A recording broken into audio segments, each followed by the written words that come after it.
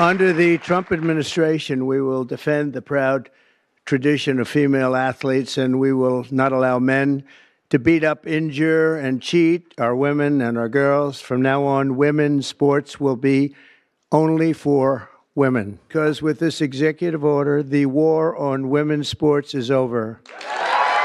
What if everything you thought you knew about women's sports was about to change forever? Donald Trump just dropped a bombshell that's got the entire sports world divided, and the impact is far from over. From locker rooms to the courtroom, we're diving into the controversy that's shaking the very foundation of female athletics. Ready for the truth? Let's break it down. California school board votes to ban trans athletes from girls' sports amid state's lawsuit with Trump. Decision comes as President Donald Trump's DOJ sues California over policies allowing males. When Donald Trump dropped his executive order banning transgender athletes from competing in women's sports, he wasn't just making a political statement, he was making a bold declaration. The move sent shockwaves through the sports world, shaking up everything from high school competitions to professional leagues. This wasn't just a policy change, it was a direct challenge to what many considered the woke agenda infiltrating sports. But why did he do it? The reasoning was clear: to protect the integrity of women's sports.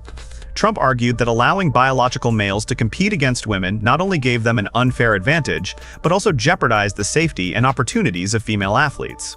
Itself of the woke madness that invaded sports when it came to allowing males to identify as females and participate in female sports and win medals, displace females. It was absolutely outrageous, folks. In his eyes, this wasn't about discrimination. It was about fairness. And, as we'll see, the fallout from this decision is only just beginning.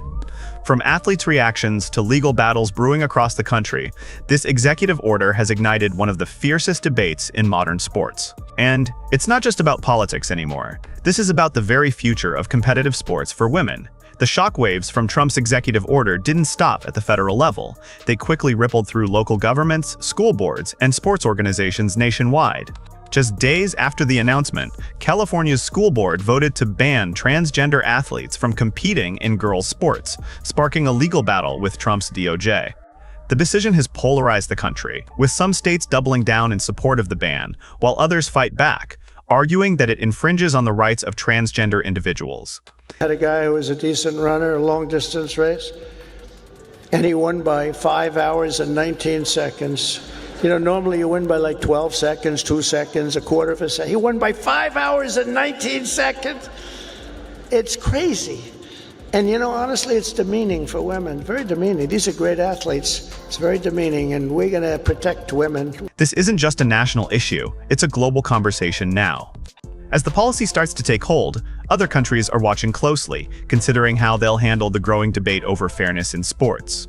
Will more states follow suit, or will this turn into a legal war over transgender rights? But the real question is, how far will the backlash go? Critics argue that this move is a step backward for inclusion, but Trump supporters are framing it as a fight for the future of women's sports. And with the country divided, the real battle is just beginning. Aggressively moving to prevent transgender athletes playing. But where is that going to be on your radar in terms of advocating for athletes, all athletes, transgender athletes to be able to play? Oh, I mean, that ranks high on the list of things that I'll be fighting for and speaking up against. You know, everyone deserves the right to play. Everyone deserves the right to. As Trump's executive order takes center stage, the WNBA is caught in the eye of the storm, facing a crisis of identity like never before. The league has long prided itself on its progressive stance, championing diversity, inclusion, and social justice causes. But now, with the executive order in play, the very values that the WNBA has built its brand on are at odds with federal law. Enter Brittney Griner, one of the WNBA's most outspoken figures, who has been a staunch advocate for transgender inclusion in sports. Griner has publicly stated that she believes everyone, regardless of gender identity, should have the opportunity to play in the sport they love. Yet, as this policy comes to fruition, Griner and other players are now finding themselves in an uncomfortable position. The league's reaction has been a mix of nervousness and quiet rebellion. While some players privately support the ban, fearing the negative impacts on female athletes, others, like Griner, are struggling to reconcile their activist stances with the new political reality. The WNBA's public relations team is now tasked with an impossible challenge. How do you navigate a policy that contradicts everything you've publicly supported without losing your fan base or your credibility? To come here, sit in these seats, and feel safe, and not feel like there's a threat or they can't be who they are, or like it's just all eyes on them. So I think it's a crime, honestly, to separate someone for any reason. So I definitely will be speaking up again. And let's not forget the business side of things. The WNBA, still fighting for a strong foothold in the professional sports market, risks alienating key sponsors and government partners if they defy the new rules. In a league where every penny counts, the stakes are high. So, while some are embracing the ban as a necessary step for fairness, others are keeping quiet, hoping the storm passes. But one thing is clear, the WNBA can no longer escape this issue, and the coming months will be a make-or-break moment for its future. As the WNBA grapples with Trump's executive order, all eyes are on Brittney Griner, who finds herself caught in a whirlwind of political and personal conflict. For years, Griner has been a vocal advocate for inclusivity in sports, championing the rights of transgender athletes to compete alongside women. She's built a reputation as an activist who fights for equality, using her platform to speak out against discrimination. But with this new policy now in place, the very cause she's fought for has been overturned, and her position has become more precarious than ever. Privately, sources close to Griner say she's deeply concerned about the future of women's sports under this new policy. The excitement and momentum of inclusive sports leagues are now at odds with federal mandates that could potentially reshape the very landscape of female athletics. In sports, and some people don't. And I was with somebody yesterday who was so upset that the bill was signed where men cannot participate in women's sports. And I said, he's a very smart guy, went to a great school, was a great student, and he actually feels, that should happen. Men should be able to play, meaning transition into women's sports. And you talk to him and it says, I don't understand it. I don't understand how the problem ever. Griner, who has long been seen as a progressive icon, is now forced to navigate a situation where every word she says could be scrutinized and twisted into a political statement. On one side, she's under pressure to publicly denounce the ban, aligning with the activists who helped elevate her to prominence. But on the other side, she risks alienating a significant portion of the fan base and fellow athletes who feel the ban is a necessary step to protect the fairness and safety of women in sports. In interviews, she's been careful to tread lightly, choosing her words like a minefield. As the drama unfolds, one name keeps emerging in the headlines: Caitlyn Clark. Not because she's directly involved in the policy debate, but because her name has become a symbol of the larger issue at the heart of the controversy. Caitlyn Clark, one of the most popular and marketable stars in women's sports, has unintentionally found herself at the center of a storm she never asked for. But in the world of politics and sports, nothing is ever purely accidental. The recent racial attack against Clark, which ignited its own firestorm, has only added to the tension surrounding this debate. Clark's situation has become a focal point for those arguing that women's sports are at risk of being hijacked by unfair competition. As a star athlete, she's seen as the ultimate example of what true female athleticism looks like: talent, dedication, and hard work. The idea of her, or any woman, facing unfair competition from biological males is a rallying cry for those who support Trump's new policy. But here's the kicker. While Clark hasn't publicly aligned herself with Trump or his policies, her mere presence in the debate has given his camp a powerful weapon. Her name is being used as proof that the integrity of women's sports is at stake, and that what's happening to her in the headlines is the very reason why this policy is necessary. For those who back Trump's move, Clark's story has become Exhibit A in their argument that women's sports must be protected. As the debate intensifies, the WNBA finds itself walking a very precarious tightrope. On one hand, the league has built its reputation on being a progressive force in sports, emphasizing diversity, inclusion, and social justice. On the other, the new executive order leaves them with a stark choice: align with federal policy and risk alienating their activist fan base, or defy the law and jeopardize their financial stability and government support. For the WNBA, the stakes couldn't be higher. The league is still fighting for consistent profitability, with attendance issues and sponsorship deals often hanging by a thread. Its progressive stance has been part of its identity, but now it's clear that adhering to the woke narrative could come with serious consequences.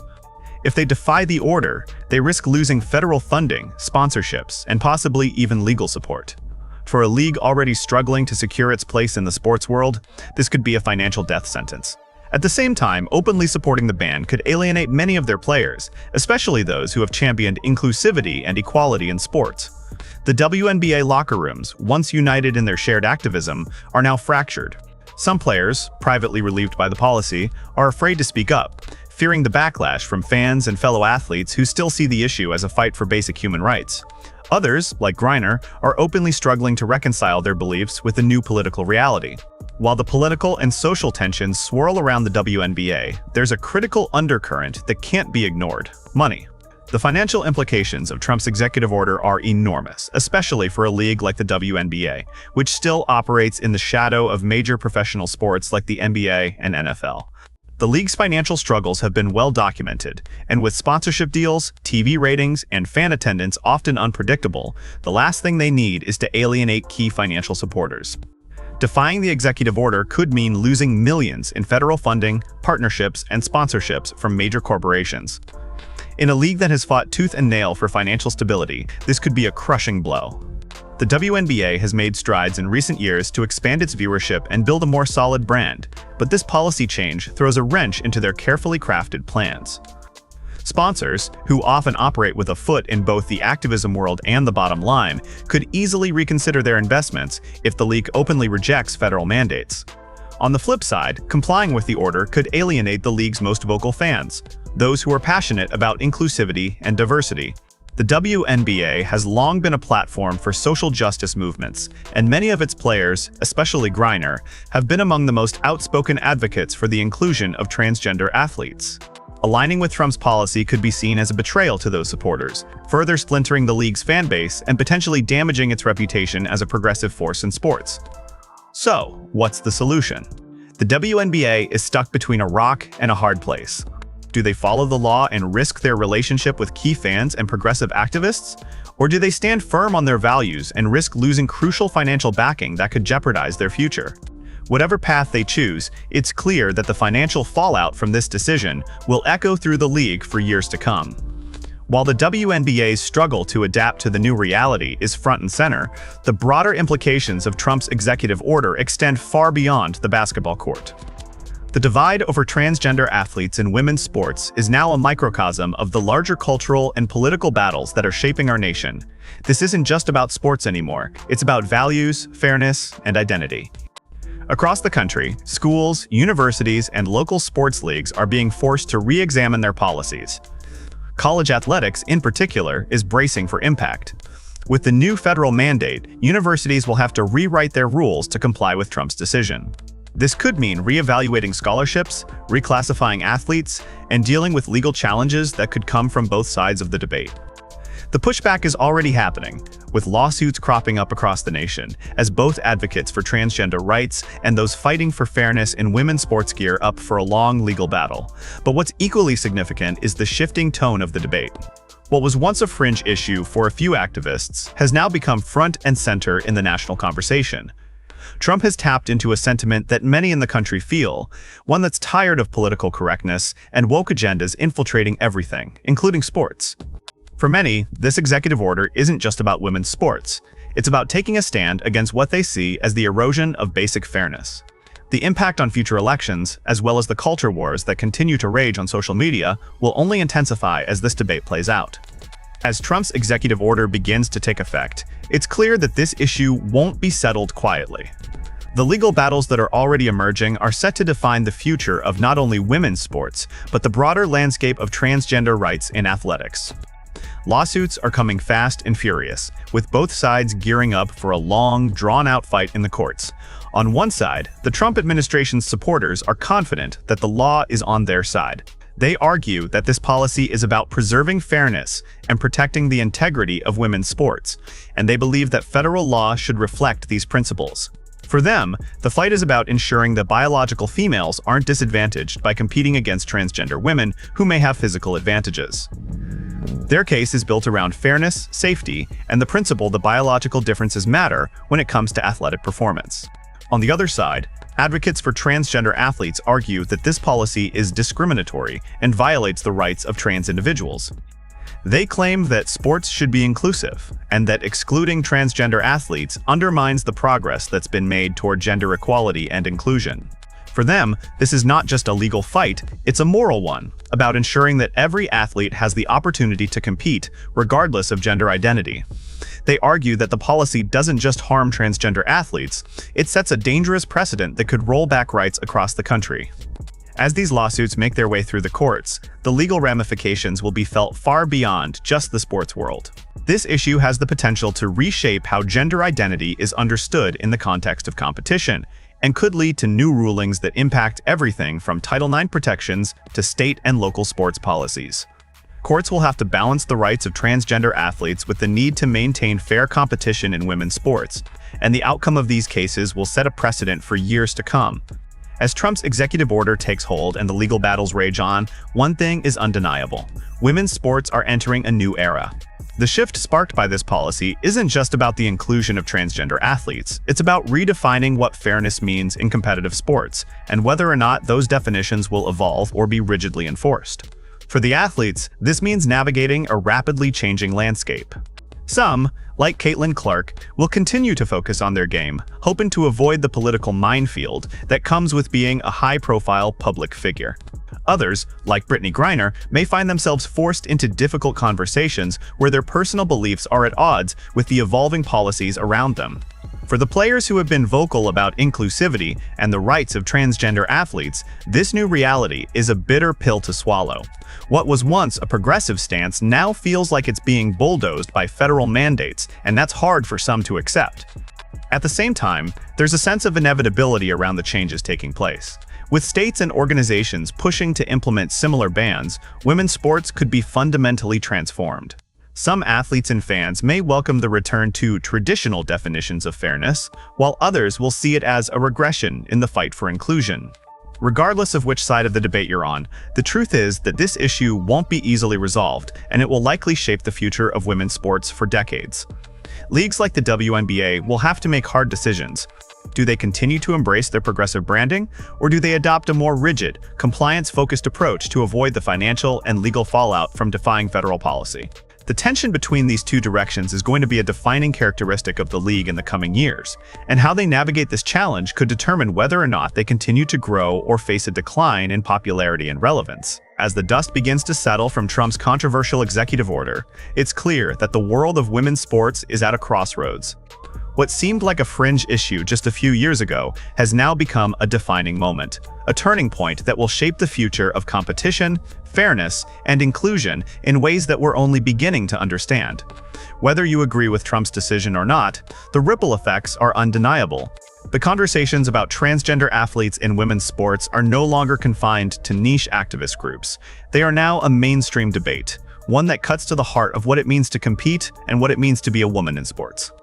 For athletes like Brittney Griner, Caitlyn Clark, and others, this new reality presents a challenge they never asked for, forcing them to navigate a complex web of politics, public opinion, and personal values.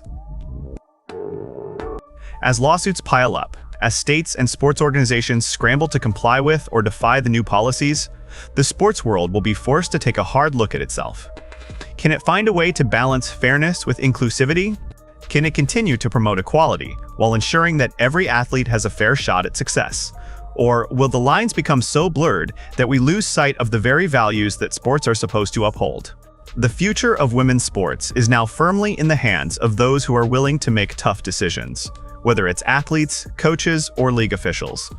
The world is watching, and how these figures choose to navigate this issue will define their legacies and the future of the sports industry. In the end, one thing is certain: this debate isn't going anywhere. The questions raised by Trump's executive order are not going to be answered overnight, and the consequences of this decision will echo for years to come. But as we look ahead, we're left with a critical question: who will stand up for fairness in sports, and who will be left behind as the landscape shifts?